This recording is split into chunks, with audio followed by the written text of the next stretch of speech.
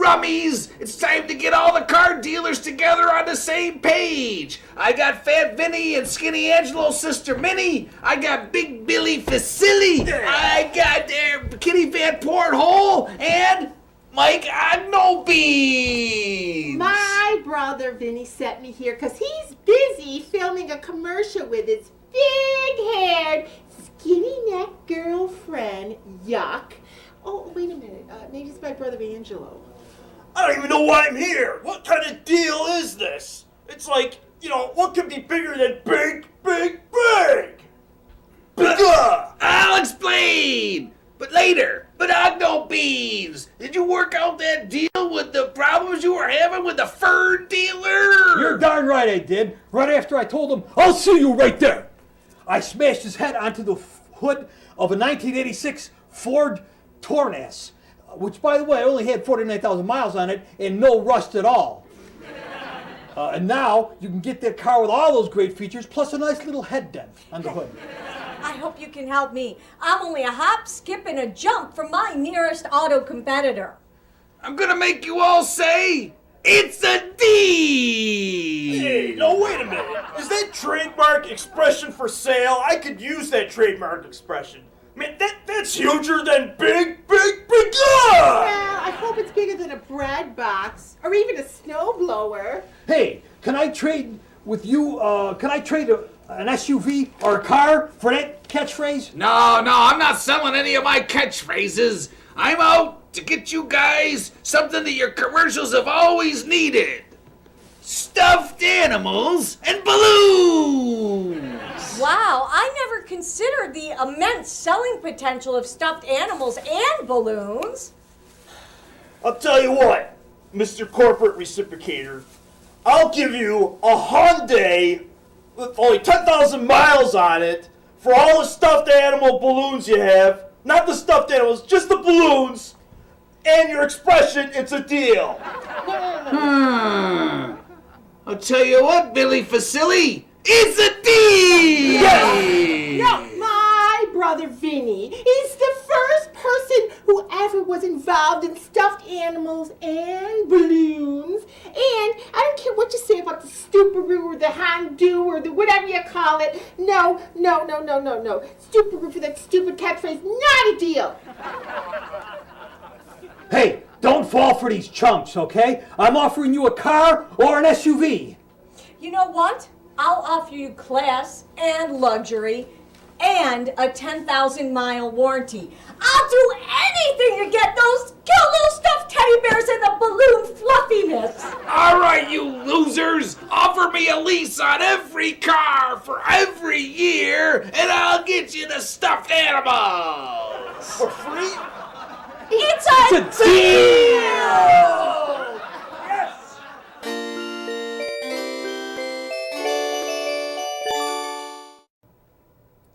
Hello, kids. You all know me. Normally, I play Grandpa the Clock on the Gentle Giant show. But due to the Gentle Giant being on hiatus at this time, due to all the legal challenges he's facing, I'm going to do something different today. I'm going to teach all you kids and adults out there how to make a paper airplane. We're going to have a lot of fun. You just wait. Wait, just a minute. Aren't you...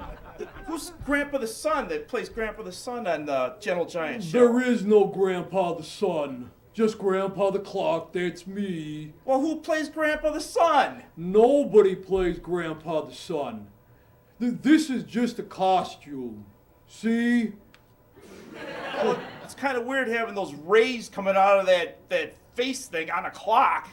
Well, that's just meant for effect. You know what I mean, don't you, by effect? Oh, jeez. Man, you might traumatize some kids by taking your face off like that. Oh, they'll get over it, those little snot-nosed brats. I mean, those wonderful little children. I'm going to set this down right here, and I'm going to show everybody out there now how to make a paper airplane. Well, what we're going to do first of all is start with this here chart, okay? So all you kids could look at it, especially for you kids out there that aren't too smart, and I know there's a lot of you out there that are like that. Don't say no. We got lines shown here so you can get an idea of how to fold up papers in order to make paper airplanes. Now what I'm going to do is, what we got to do is, we take a normal 8.5 by 11 sheet of paper like this, you see, and then we just set it down and we fold it in half, and then we fold it in half again, and then we fold it in half again, and again, and again, and again, until finally, bingo, we've got a paper airplane. Now let's launch this baby and see if she flies. Oh, look! Oh, you poked me in the eye. Oh, I'm very sorry. Kids, I forgot to tell all of you out there, what we got to do, what you're supposed to do, mister, is we're supposed to cut the tip off of that paper airplane with the scissors so it doesn't poke nobody or doesn't poke anybody in the eye. I'll keep my English correct here like we just did that gentleman right there. So what I'm going to do is I've got another paper airplane here, okay, and I'm going to cut the tip off. There we go. So there's no tip, but we still have an airplane. And now we're going to launch this baby. And oh, look, that flew real nice. Wasn't that wonderful? Hey, Gramps, you just set your plane into the stage lights and it caught on fire. Oh, whoa, what can I tell you? They don't allow us to make these out of asbestos anymore, so we're kind of stuck with paper, which ignites. You know, what do you want me to do? Well, I'll tell you what, kids. How about we take one more try at these paper airplanes? We get another one of these sheets of paper, start folding it. But you know what we'll do? We'll just crunch it up into a ball like this. A lot easier. And now we've got something like origami. And we'll throw that, and that works real good too, you know. Do you mind? Hey, I'll teach you. Here's a little more origami for everybody. Well, kids, that's all for our show today. And this is Grandpa the Clock saying I have to sign off now. You know, geez, I'll tell you, teaching kids is a lot harder than it looks. I can't wait till the gentle giant comes back so I can do my regular job again. Well, kids, everybody have fun with your paper airplanes and don't get hurt. We'll see you again next time on the Gentle Giant Show. Goodbye, kids.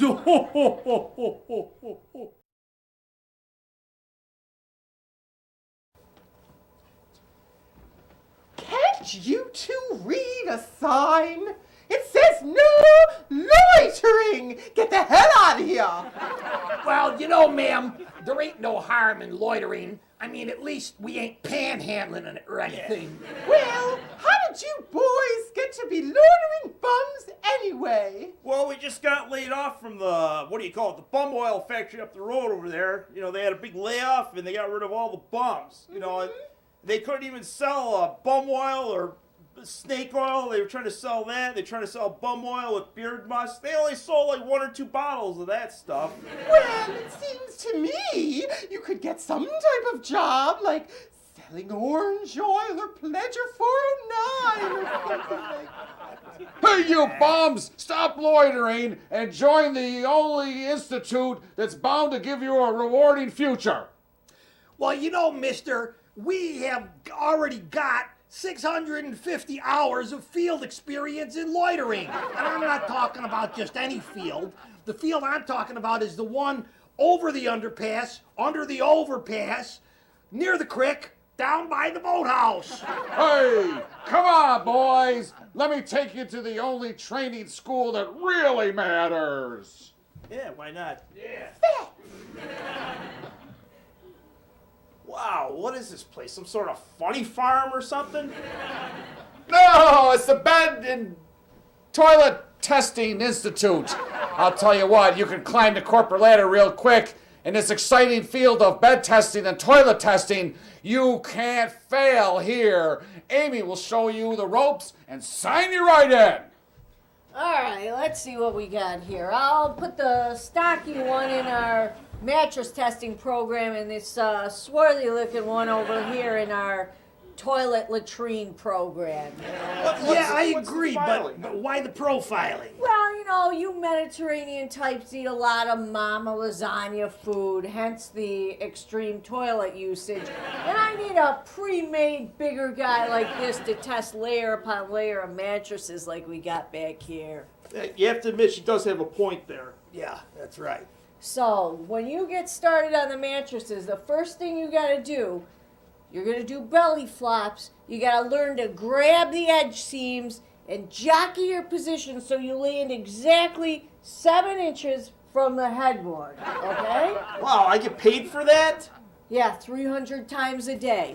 And you're gonna eat as much mama lasagna food as you can, hour after hour, till you feel like you're gonna burst, and then an X-Lax chaser. Oh, okay. I can't wait to eat all the good German Canadian food. All right, well, I just need you to sign right here. We're just going to need your first government check before you can join the institute. Okay. Sign right in.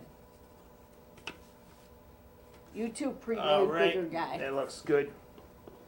I love when they pre-make them big.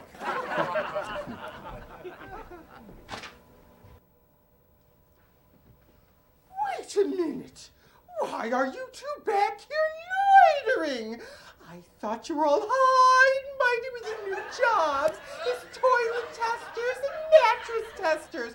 Why are you back here? Well, lady, I got let go because of my constipation, all right? And, you know, if you can't go to the bathroom, you can't use the toilet, so you can't be a toilet tester. And you can't really be a bed tester if you jump on a nice soft mattress and you kind of fall asleep on the job. Is that what you were doing? Yep, All I agree right. with that. I got Because fired. of this, you just come back to loitering?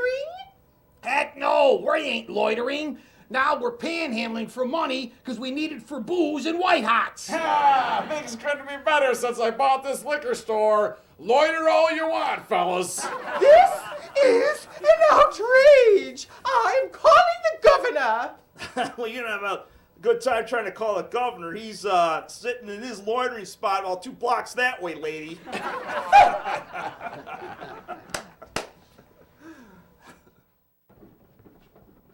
Here are a few words from the inventor of the artificial heart, Dr. Robert Jarvik.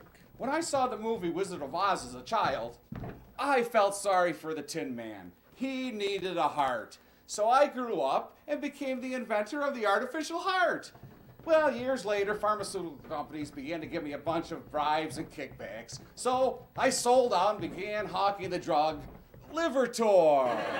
Using Livertor doesn't mean that your risk of spasms, seizures, embolisms, strokes, aneurysms, and heart attacks will end. Basically, Livertor is 85% sugar pill.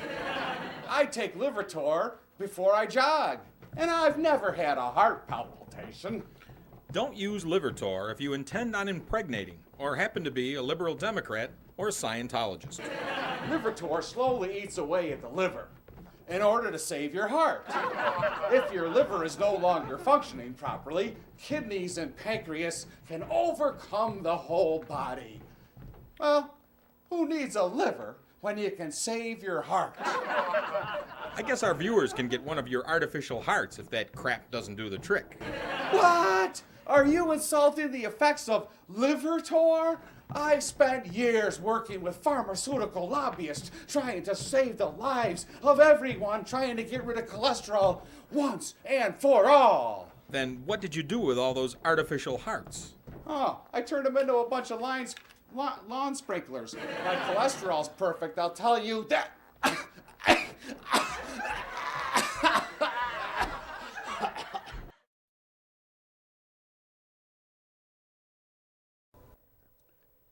John Bino here, a special assignment from News Team 12 and a half. I'm now working for Entertainment Excess. We're at the courtroom trial of the Gentle Giant versus E.L. Rabbit for breach of contract. Hey, John, I think you've got this courtroom drama thing all wrong. I'm Amy Gadfly from Entertainment Access, and the case is really about damages against the gentle giant and his political views while trying to get millions out of the production company that the bunny rabbit represents. This court case is more confusing than the O.J. trial. And besides, Judge Trudy, she hates the gentle giant because he stole her time slot. Well, let's get to the action. Listen, Giant, do you want to defend yourself or what?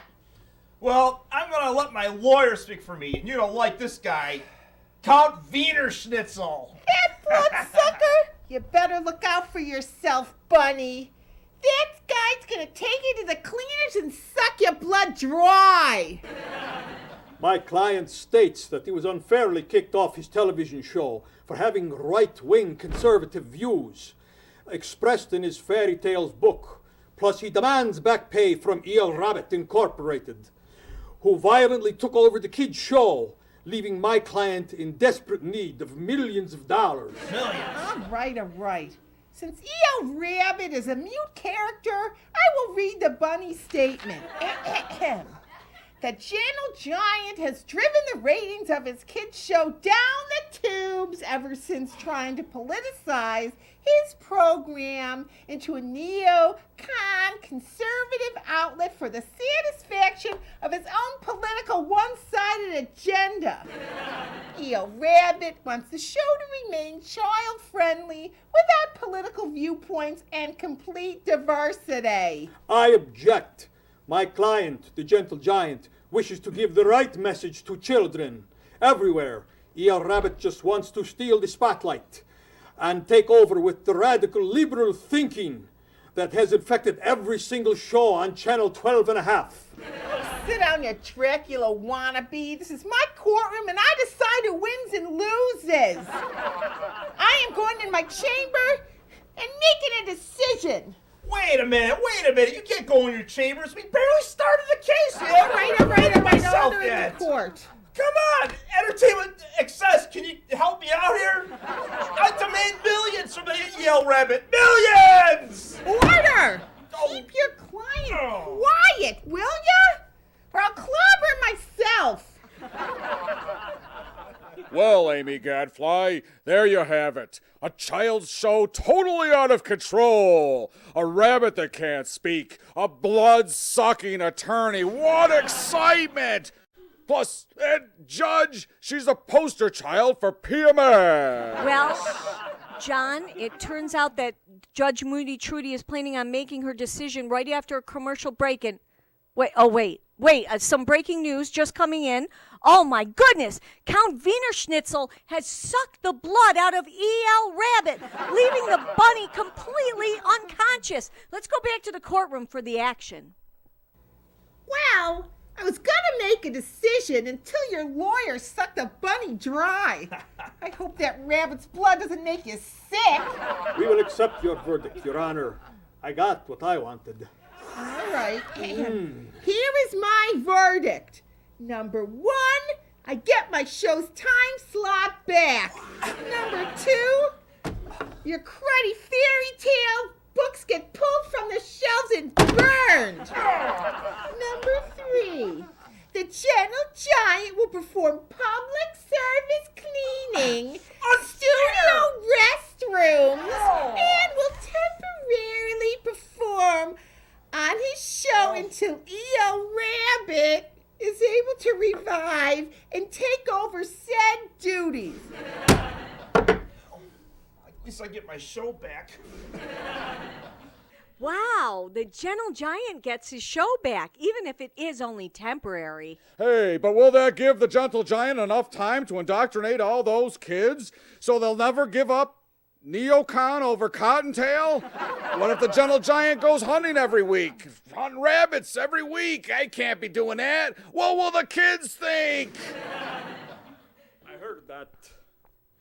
I am available to take on clients who have been experiencing distress from watching hunting on TV. We will sue the gentle giant for everything he has, the class action style, and then we can stop by my place in the evening for a little nightcap.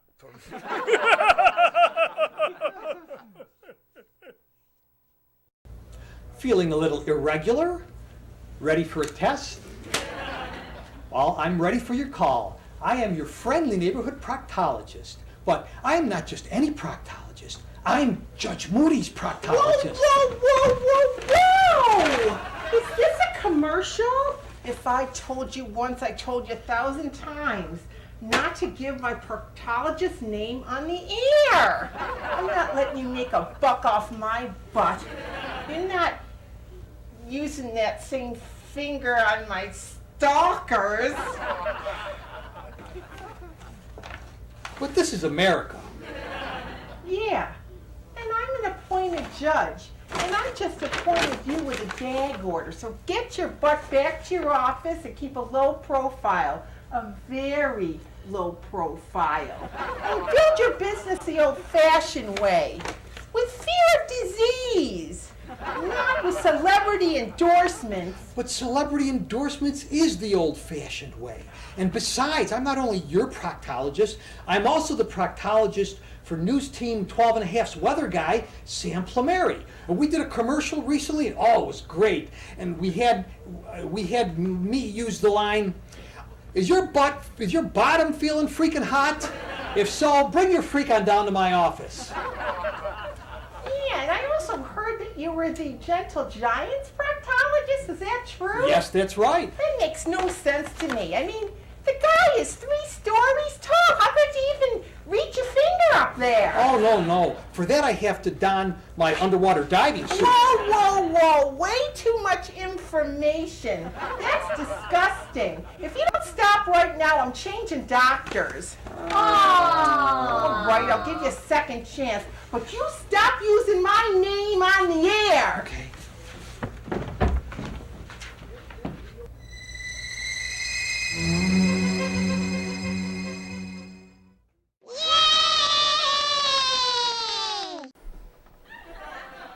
Bring your kids to the hot new One Idiot Show, the Trivial Idiot Nanny Review. Buy a $75 ticket, just drop off your kids at the door. The Trivial Idiot will entertain them with her dazzling floor show and junk food for your brain cells. Oh, yes. The Trivial Idiot knows lots of facts. A filled diaper can walk 45 yards if left outside in spring conditions. Sunglasses, if left outside, will absorb the sun's rays and burn holes in your eyelids. Ooh, when the planets are aligned, the rats get together with sharpened corn cobs and take over the world. Just the facts, ma'am.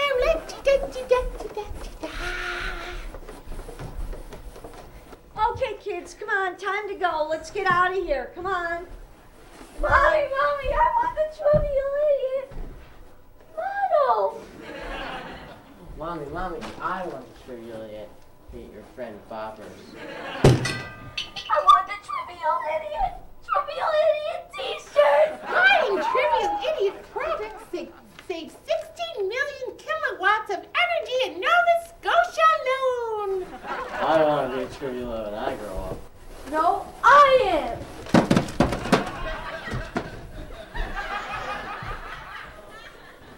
This just in, the Trivial Idiot has been murdered.